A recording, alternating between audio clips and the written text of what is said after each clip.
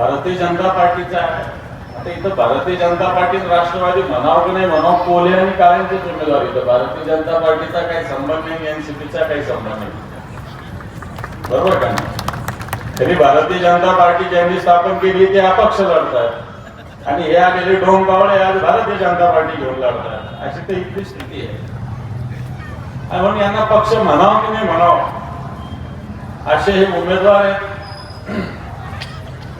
काही अपक्ष पण उभे आहेत. इथं मुख्यमंत्री येऊन गेले, उपमुख्यमंत्री येऊन गेले आणि चर्चा तर मोठ्या केल्या. पण ही निवडणूक नगरपालिकेची आहे, ती कोपरगाव नगरपालिकेची आहे.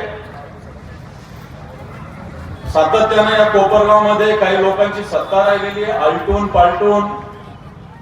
आता ते खरंच भांडतात की आपण एकत्र करायला मार्ग नसतो.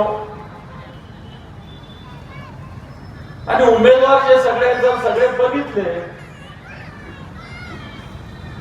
एक उमेदवार जो आहे कोल्हेंचा, काय नाव त्याचं, संधान, म्हणजे निवडणुकीच्या आधी संधान मतदाराची बांधायचं, पाकिट वगैरे द्यायचे काम त्याच्याकडे असतं. बरोबर ना? असंच काम असतं त्याच्यावर. मी जी माहिती घेतली असंच काम त्याच्याकडे असतं. म्हणजे संधान मागायचं निवडणुकीच्या आदल्या दिवशी. इतक्या दिवस अनधिकृत होता, अधिकृत आता करायचंय त्यांना. दुसरे राष्ट्रवादीचे जे कोणी आहेत काळ्यांचे उमेदवार, त्यांचे मोठे मोठे पराक्रम आहे. मला आज एक जणांनी पत्र पाठवलं इकडे यायच्या आधी. एक संजय मोरे म्हणून आहे, डॉक्टर संजय मोरे यांनी पत्र पाठवलं की यांनी पतसंस्थेमध्ये कशा पद्धतीने लोकांना फसवलेलं आहे.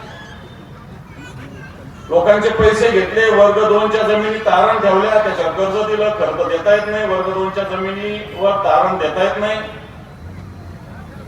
कर्ज दिलं, त्याच्यावर विकल्या या जमिनी.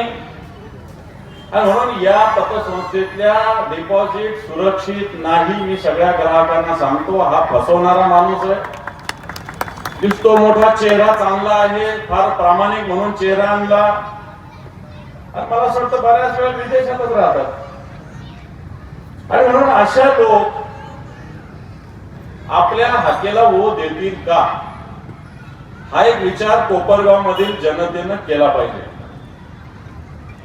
नगराध्यक्ष कसा असला पाहिजे, तो सतत या रस्त्यावर भेटला पाहिजे जाता येताना. जनतेने एखादा फोन केला तर उचलला पाहिजे, त्याच्या कार्यालयात भेटला पाहिजे, त्याच्या घरात भेटला पाहिजे. पण तुम्हाला असं वाटतं तो संधान कोल्हेला विचारल्याशिवाय पाणी पण पिणार नाही, तर तो काय कामाचा? बरोबर आहे का नाही? भिंगरी पिल म्हणा कोल्हेला न विचारता, पण पाणी नाही पिणार कोल्हेला न विचारता. बॉबी कधी बॉबी का भिंगरी मानणार आहे? येतो भिंगरीवर पण येतो ना. दुसरा, मी आता सांगितलं की पतसंस्था या माध्यमातून काय काय धंदे चालतात.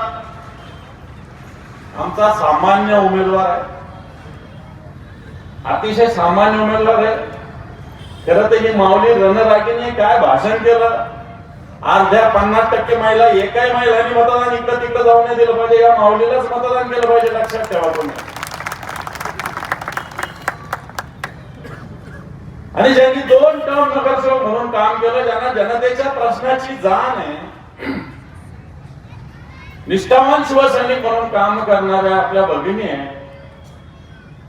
मला असं वाटतं जनतेनं, आता तुम्ही बरेच चॉकलेट आणि कॅडबरी बऱ्याच चर्चा केल्या ताई तुम्ही, पण मला सांगा, ते दोघं बी चॉकलेट वाटतात आणि दोघं कॅडबरी वाटतात, बरोबर का नाही? मग लोक काय मत 2 करणार आहे का? एकच करणार आहे ना. आणि म्हणून एक कॅडबरी दिलं, चॉकलेट दिलं म्हणून मत पडतील डोक्यातून काढून टाका. साधं उदाहरण देतो तुम्हाला, दोघे वाटतात का नाही? मग मत तर एकालाच देणार आहे. आणि म्हणून जनता योग्य माणसाला मतदान देत असते.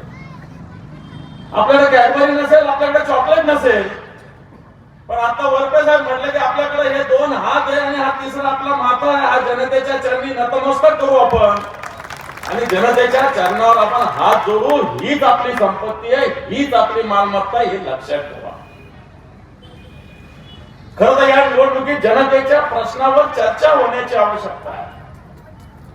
मागच्या काळामध्ये नगरपालिका कोण चालवत होतं, आतापर्यंत आमदार कोण राहिलं,